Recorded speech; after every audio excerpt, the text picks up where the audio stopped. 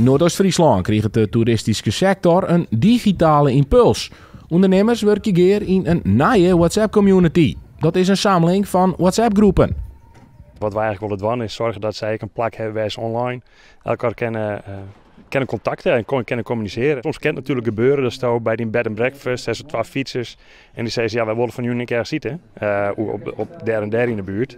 En die wist net zeker of iets hiepen is, dan krijg je in die appkast gehoord van, hey, er komen 1, 2 hitters aan, wie heeft de doren hiepen en kan iemand daarop reageren. Of die kan zeggen van, nou, ze sliep vannacht bij mij, maar morgen willen ze ergens zo sliepen, wie heeft nog 2 plakjes hoer en dan kan iemand daar meteen op reageren.